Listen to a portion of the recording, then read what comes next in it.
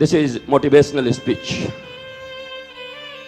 बड़े बड़े लोग बैठे हुए, सभी एक से एक मिलेनियर बिलियनियर, बड़े बड़े उद्योगपति, पढ़े लिखे, आईएएस आईपीएस डॉक्टर इंजीनियर, सब बैठे हैं, परेशान सब हैं।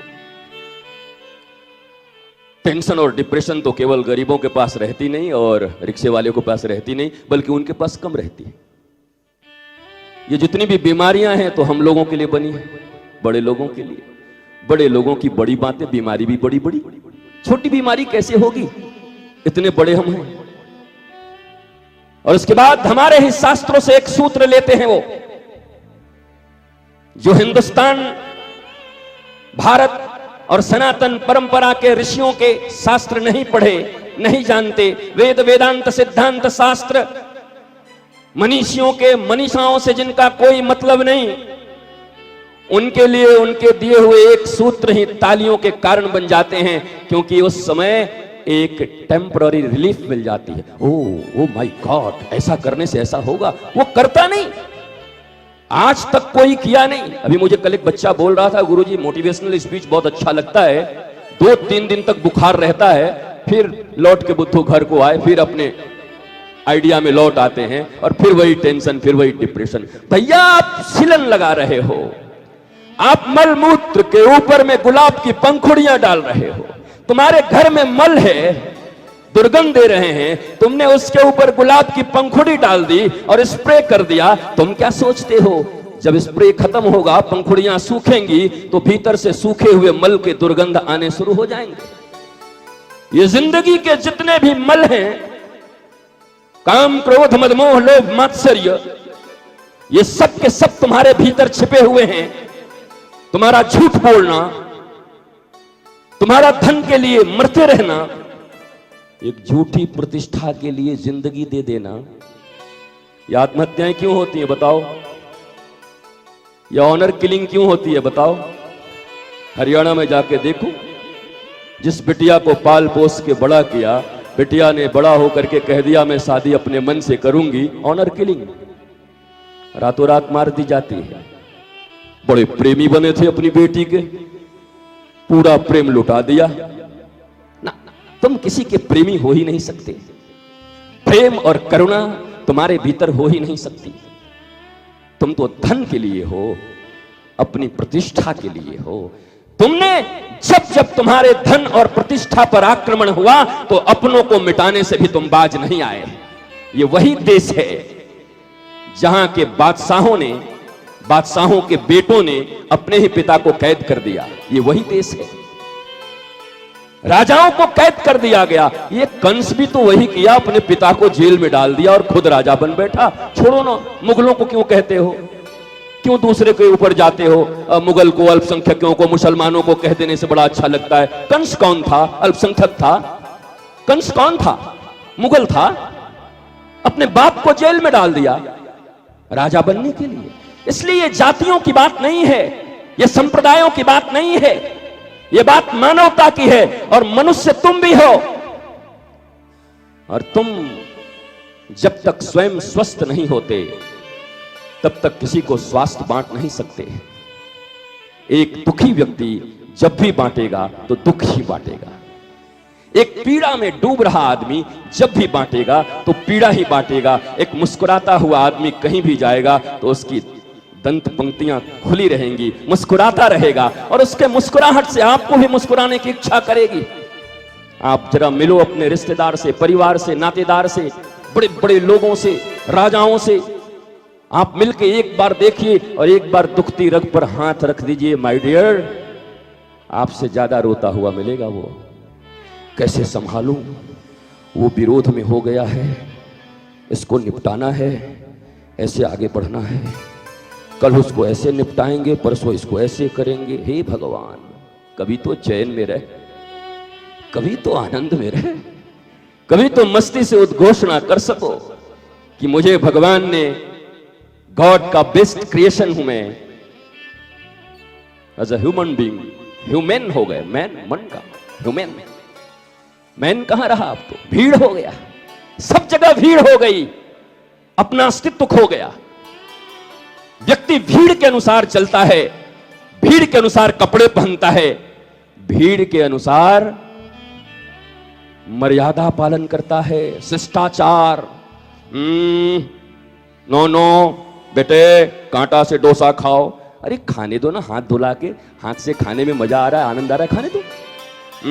क्या समझेंगे कि किस घर से आए हो, क्या समझेंगे?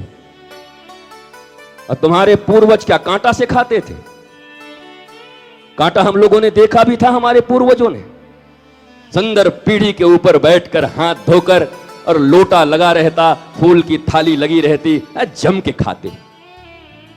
ये क्या बनाया है? ये झूठे आडंबर।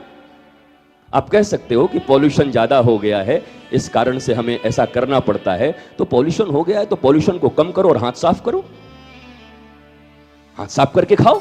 और तुम्हारे हाथ में अगर पॉल्यूशन लग गया है तो कांटे में न होगा, भीतर न जाएगा। मैं सिर्फ यह कहना चाहता हूं कि आप जियो तो अपनी शर्तों पर, अपनी समझ के शर्तों पर जियो, संसार की शर्तों पर मत जियो। मैं नहीं जीता, कोई फर्क नहीं पड़ता, और इसीलिए आनंदित हूं। और तुम भी अगर जीवन में कभी आनंदित होगे तो उसका एक ही कारण होगा, किसी शर्त पे जिंदा मत रहना। शर्त तुम्हारी होनी चाहिए और समझ भी तुम्हारी होनी चाहिए। समझ तुम्हारी हो कि तुम कैसे जीना चाहते हो, तुम्हें आनंद कैसे मिलता है। इसका मतलब मैं ये गलत बातों का, अगर तुम्हें शराब पी करके गालियां देने में आनंद मिलता है तो फिर डंडा खाने के लिए भी तुम तैयार रहो, फिर वो तुम तैयार नहीं। तुम्हारे कर्मों के फल भी तुम्हें ही भोगने होंगे। तुम्हारे पास अपना कुछ नहीं है, न तुम्हारी पहचान है, न तुम्हारी प्रतिष्ठा है, न तुम्हारे अपने लोग हैं, न तुम्हारे रिश्ते हैं। एक रिश्ते में क्या तलाक नहीं हो रहे? 7-7 फेरों के बाद भी क्या पति पत्नी अलग नहीं हो रहे? कारण क्या है बताइए, बताओ तो, कारण क्या है? प्रेमी हो ना, 7 फेरे लिए हो ना। प्रेम का अर्थ यह नहीं होता कि कोई किसी से चाहे। प्रेम हमेशा देता है और काम हमेशा मांगता है। लव और लस्ट में यही फर्क है। यह तलाक क्यों हो रहा है? कोई प्रेमी नहीं है उन दोनों में, ये काम से जुड़े हुए लोग हैं। सीधी सीधी सुनो और मानो इस बात को। हजारों तलाक इसलिए हो रहे हैं कि ये मेरे शारीरिक इच्छा को पूर्ण नहीं कर पा रहा। तुमने डिक्लेयर कर दिया कि ये विवाह तुमने शरीर के लिए किया था, इस ग्राउंड पे तुम्हें तलाक मिल रहे हैं और तुम कहते हो आई लव यू, मुझे तुमसे प्रेम है। दिल बहलाने को गालिब ख्याल अच्छा है, बहलाते रहिए। आपका दिल है, लोगों के बीच घिरे रहिए, जो अपने लगते हैं उनसे अपनत्व का एक भाव बनाए रहिए। लेकिन रोज इसी संसार में देखने के बाद भी नहीं सीखते। जब सत्ता होती है, जब पावर होता है, लोग आसपास होते हैं। जब सत्ता जाती है, परछाई भी पास आना नहीं चाहता। क्या नहीं सीखते? लेकिन क्या मीरा के साथ ऐसा हुआ? क्या कबीर के साथ ऐसा हुआ? क्या तुलसी के साथ ऐसा हुआ? क्या इनके साथ कभी ऐसा हुआ? ये तब भी वैसे ही थे और सारी दुनिया भी तुलसी को ठुकरा दे तब भी, कोई गाली दे चाहे ताली दे, हम हो चुके अवध बिहारी के। सूरदास भी कहते हैं, कोई भला कहे चाहे बुरा कहे, हम हो चुके रमण बिहारी के। वो पूरी दुनिया को संतुष्ट करते नहीं चलते। अरे अपने पत्नी और बच्चों को पूरी जिंदगी में तुम संतुष्ट नहीं कर सकते और तुम चले हो पूरे समाज को संतोष देने। और देने वाला व्यक्ति भी खुद कितना संतोषी है। आपकी धन में कितनी आसक्ति है, आपके पद में कितनी आसक्ति है। आप धन और पद के गुलाम हो और आप समाज को क्या देना चाहते हो? आप मनुष्यों को क्या देना चाहते हो? इस मनुष्य प्रजाति को अगर कोई आनंद दे सकता है तो इस दुनिया में कोई गुरु पैदा नहीं हुआ और कोई भगवान भी नहीं है जो तुम्हें आनंद दे दे। ध्यान से सुनो, मैं कोई नास्तिक नहीं हूं। मेरे वस्त्र देख लो, मेरा जीवन देख लो, मेरा चर्या देख लो, पता करो। राधा कृष्ण के लिए मेरा हृदय धड़कता है, ब्रज की भूमि के लिए मेरे आंखों में आंसू रहते हैं। ब्रज के रज में मैं लोट पोट लगाऊं, इसके लिए तड़पता रहता हूं, कब अवसर मिले। लेकिन तुम्हारे जैसा मैं आस्तिक नहीं हूं और न होना चाहता हूं। मेरी आस्तिकता मेरी समझ से, बनाई हुई परंपराओं से नहीं। मां मुरादे पूरी कर दे हलवा बांटूंगी, और कहीं मुराद पूरा ना हुआ तो सूजी भी नहीं दूंगी। ये प्यार है तुम्हारा मां के साथ, वैष्णो देवी के साथ। और तुम कहते हो आप कृष्ण जी के भक्त हैं क्या? बोला हां, हम तो माता रानी के हैं। और ये घोषणा कर दिया तू माता रानी का भक्त है, और तू ही कहता है कि मेरी मुरादें पूरी कर दो तो फिर मैं वैष्णो देवी दर्शन करने आऊंगा। ये प्यार करते हो माय डियर या व्यापार करते हो? प्यार और व्यापार में कोई तो अंतर होना चाहिए ना। गिव एंड टेक जहां है वो व्यापार है, और जहां केवल देना ही देना है वो प्यार है। गोपियां केवल कृष्ण को देती ही देती रहती हैं, इसलिए वो प्रेमिनी हैं, प्रेम की ध्वजा हैं। तत्सुखे सुखित्वम, मेरा कोई सुख नहीं कृष्ण, जो तुमको हो पसंद वही बात कहेंगे। तुम दिन को अगर रात कहो तो हे कृष्ण हम रात कहेंगे। ये प्रेमिनी हैं जिनको नारद, ऋभु, अंगिरा, चैवन्य, गालो, विश्वामित्र, बड़े बड़े ऋषि जाकर प्रणाम करते हैं इन गंवार, इन गोपियों को। क्यों? क्या है इनके पास? ये तो कामातुर होकर के भागती हैं कृष्ण के पास, अर्धरात्रि में अपने परिवार को छोड़ के भाग जाती हैं कृष्ण के पास। समाज तो इसे बहुत बुरा मानता है। तुम्हारी पत्नी छोड़ के भाग जाए रात में किसी के पास बंसी बजाते हुए, क्या करोगे तुम? बगले मत देखो, जवाब दो, क्योंकि तुम्हारे भगवान है कृष्ण। जन्माष्टमी के दिन नंद को आनंद भयो जय कन्हैया तुम ही करते हो, और रोज तुम ही भोग लगाते हो, मंदिर बनवाते हो, कहां कहां जाते हो। मैं तुमसे पूछता हूं, इस प्रश्न का जवाब दो। ब्रज की सारी गोपियां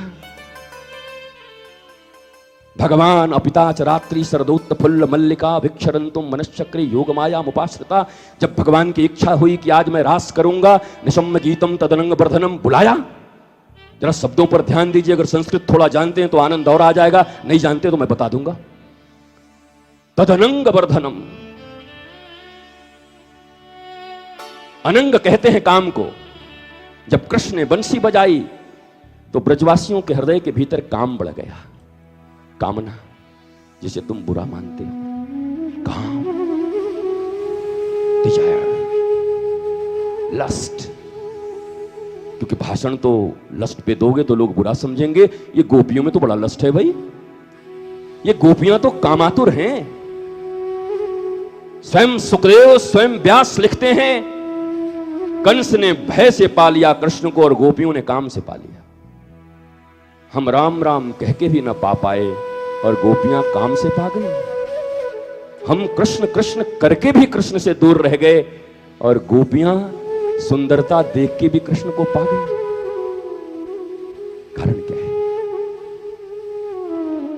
इस समाज में इस चीज का बढ़ावा मत ले लेना मेरे इस वक्तव्य से कि अपने घर परिवार को छोड़कर भाग जाओगे तो गोपी बन जाओगे।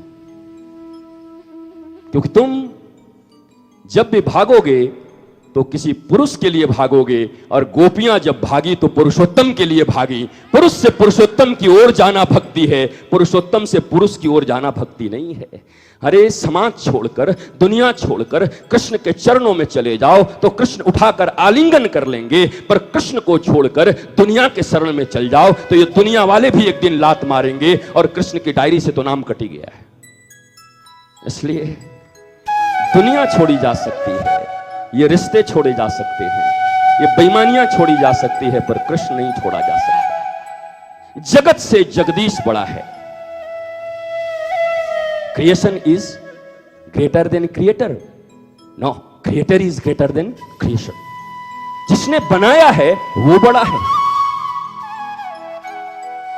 और इसीलिए जो महापुरुष होते हैं वो भी आप ही की तरह होते हैं, आप ही के बीच के होते हैं, किसी मैया के पेट से आते हैं, कोई उनके भी पिता होते हैं। सभी किसी समाज में, कोई कहीं पैदा हुआ, कोई उत्तर प्रदेश में, कोई कहीं, कोई कहीं, कोई कहीं, अपने आसपास के। पर उनके भीतर एक कला होती है, महापुरुषों के भीतर। वो कला क्या है? तुम योग से भोग की ओर जाना चाहते हो। तुम योग क्यों करना चाहते हो? रामदेव बाबा का योग क्यों करते हो आप लोग? शरीर स्वस्थ हो, थोड़े ज्यादा दिन जियो, इसके लिए ना। पर ये कर क्या रहे हो जी के? इतने ही साल जी के तो इतना अनाचार फैला दिए हो, 5 साल और जियोगे तो क्या करोगे? क्या करना चाहते हो इस लाइफ से तुम ज्यादा 5 साल और लेकर? तुम जो जो चीजें अभी बांट रहे हो इस संसार को, वही बांटोगे ना? हिंसा बांट रहे हो, ईर्ष्या बांट रहे हो, तकलीफें बांट रहे हो। नहीं, मैं ऐसा नहीं करता। क्यों? आप समाज से बाहर हो क्या? आपके संतानों में ये सब दुर्भावनाएं नहीं है क्या? आपके संतान मदालसा होके आए हैं क्या? आपके संतान मीरा होके आई है क्या? आपके संतान प्रहलाद होके आई है क्या? आपके संतान ध्रुव होके आई है? कौन है आपके संतान? कौन है? अन्नू मन्नू बिल्लू पप्पू कल्लू कौन है? सीमा बबीता कविता कौन है? ये किसे जन्म दिए? तुमने क्या दिया उनको? तुम्हारे भीतर जो लोभ थे वो लोभ ट्रांसफर कर दिया, तुम्हारे भीतर जो क्रोध थे वो क्रोध ट्रांसफर कर दिया। तुम जैसे बैलों की तरह नौकरी करके जीते रहे और सिखा दिया जीवन को कि मन को मार मार के भी रुपए के लिए कुछ करना चाहिए, वही तुमने सिखा दिया।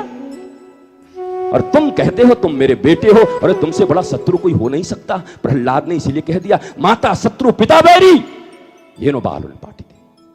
वो माता और वो पिता सबसे बड़े शत्रु हैं जिसने अपने बच्चे को ब्रह्म विद्या नहीं दिया।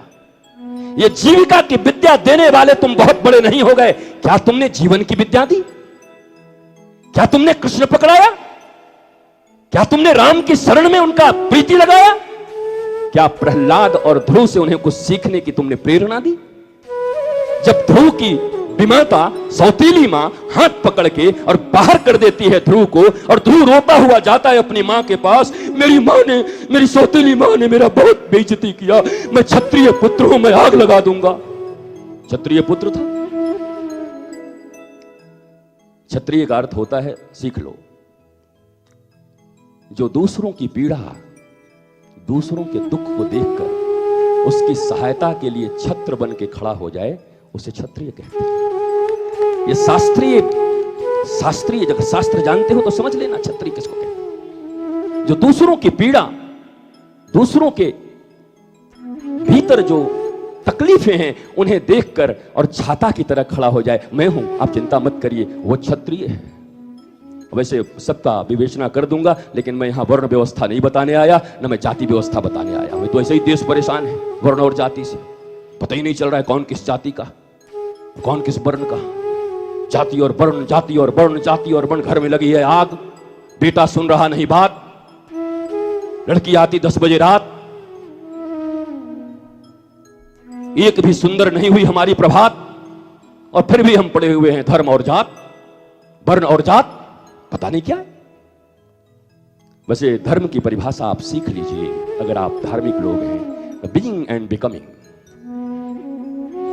स्वयं बचना, स्वयं को बढ़ाना, लोगों को बचाना और लोगों को बढ़ाना, इसके सिवा कोई धर्म नहीं होता। बाकी पंथ होते हैं, मजहब होता है। हमने तो धर्म की परिभाषा भी बदल दी है। और मजे की बात यह है कि हमने आइडियल किसको बनाया है संसार में आज? हमारे आइडियल कौन कौन है? मैं तुमसे अभी कहूं 50 मुझे महापुरुषों का नाम लिख के दो, 50, घबरा जाओगे और दोगे भी तो असलियत तुम्हारी सामने आ जाएगी कि किसको किसको तुम महापुरुष मानते हो।